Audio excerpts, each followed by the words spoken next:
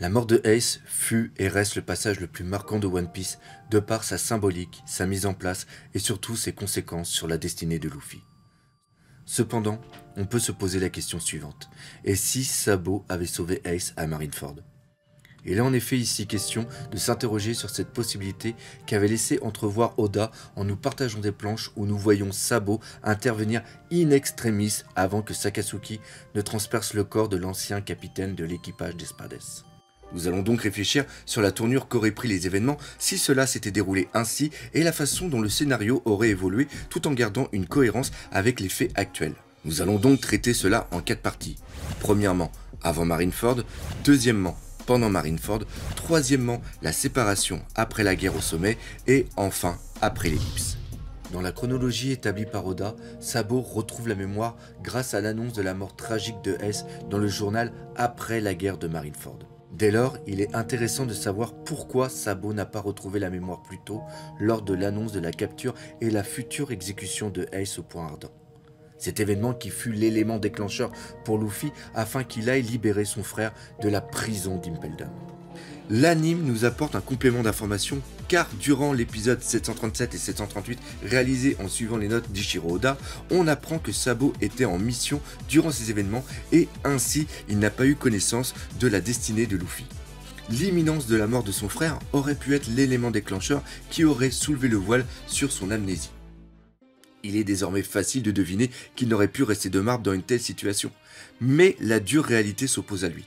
Son rôle au sein des révolutionnaires et le but ultime de l'organisation sont trop importants pour partir sur un coup de tête sans réfléchir aux conséquences de son acte. En effet, doit-il risquer la vie de milliers d'innocents pour une seule vie, fût-elle celle de son frère? Ce choix crucial se fera pourtant en une fraction de seconde, il partira seul.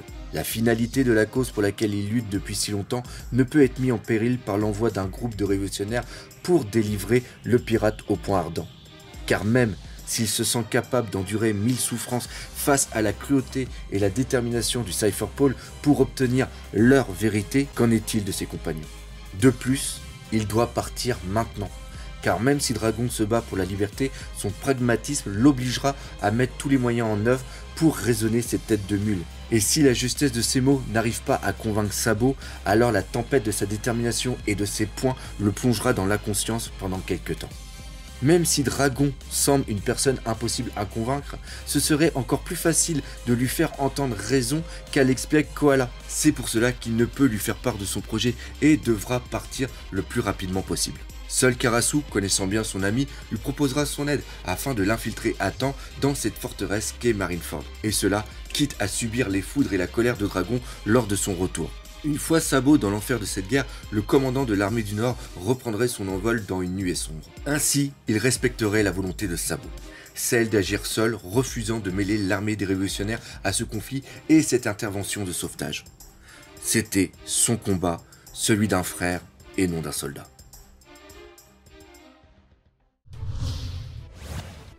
Puisque nous respectons la version proposée par Oda, c'est-à-dire le rêve de Luffy dans les 3 volumes des One Piece Magazine, l'arrivée de Sabo se fait peu de temps après la libération de Ace, juste à temps pour voir Akainu s'apprêtant à tuer Luffy. Pendant ces quelques instants, Sabo maudit la folie de son frère Ace d'avoir voulu se dresser face à la puissance de Sakatsuki, même si c'était pour venger l'honneur de Barbe Blanche.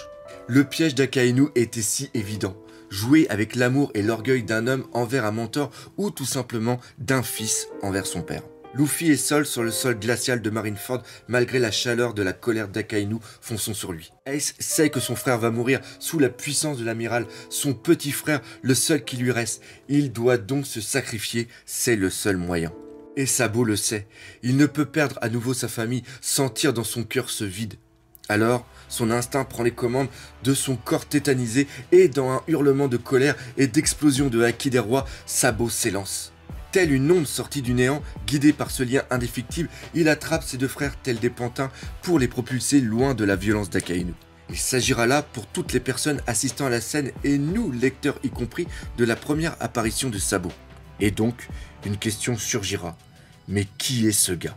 Mais ces instants de joie, d'étonnement et de questionnement ne seront que de courte durée. Car pour Sakatsuki, cette intervention ne fait que retarder l'inéluctabilité de la mort de Ace et de Luffy et accessoirement de l'insecte qui vient de les sauver. La colère de Sakatsuki n'aura d'égal que sa volonté de les détruire. Le magma sortira des entrailles de Marineford, se transformer en chien rouge incandescent, tandis qu'une pluie de météorites s'abattra, assombrissant le ciel et annonçant le crépuscule des trois frères.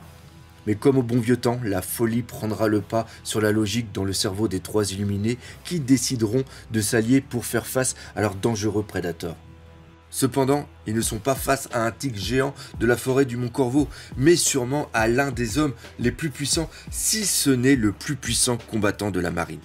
Alors, on ne jouera pas les fanboys aveuglés, car même à 3, soutenus par d'autres pirates tels que Jinbei, Marco ou Ivankov, c'est un terrible amiral qui se dresse devant eux. De plus, dans quelques minutes, Akainu sera épaulé par des alliés capables de transformer le paradis en un enfer de glace et de lumière. Les pirates doivent s'unir face à cette menace juste le temps de trouver une ouverture pour tout simplement fuir. Mais Ace, même s'il semble être le plus puissant de la fratrie, est aussi le plus têtu. Dans son esprit, pas de fuite possible, car beaucoup trop ont souffert et sont morts à cause de lui durant cette guerre. Donc, durant ces quelques instants face à Akainu, Ace ressortira blessé, une blessure qui le fera tomber dans la conscience. Ceci est le meilleur moyen narratif pour l'évacuer sans qu'il fasse d'histoire, car on ne peut l'imaginer partir lorsque Barbe Blanche trouvera la mort sur ce champ de bataille par les armes de Teach et de son équipage. Car oui, même si dans cette temporalité Ace est délivré de sa mort, celle de Barbe Blanche est nécessaire. Barbe Blanche se sacrifiera pour que son équipage puisse s'enfuir. Ce sera sa dernière action, ce sera sa dernière volonté, ce sera son dernier sourire. Car quel est plus beau destin d'un père que de mourir pour que ses enfants puissent vivre. Avant que la dernière étincelle de vie ne quitte son corps, il aura une dernière pensée pour Roger en lui disant merci. Merci, car on peut estimer que Ace fut inconsciemment un cadeau de Roger envers son vieux rival qu'il appréciait malgré tout. Car ce vieux fou devenu seigneur des pirates avait cette faculté de lire en toutes choses. Ainsi, il a su voir au travers de toutes les armures symboliques que Barbe Blanche avait pu dresser devant lui. Roger avait pu voir la beauté de son cœur et la beauté de son âme. Nous avions parlé plus tôt du fait qu'Ace sorte blessé à l'issue de cet affrontement contre Akainu. Cela arrive pour deux raisons.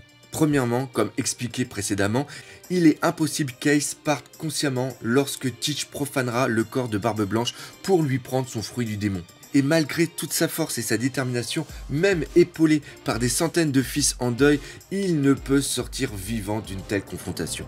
La deuxième est plus subtile et suit une certaine logique si on veut garder une partie de la narration d'Oda durant la préellipse. Elle sert à garder l'utilité de l'apparition de l'eau et à donner une bonne raison pour que Luffy se lie d'amitié avec lui. Ace, porté par Jinbei et Luffy, pourrait ainsi s'enfuir et embarquer dans son submersible. De son côté, Sabo serait obligé de rester plus longtemps sur le champ de bataille à cause des retrouvailles inattendues avec Ivankov et Kuma.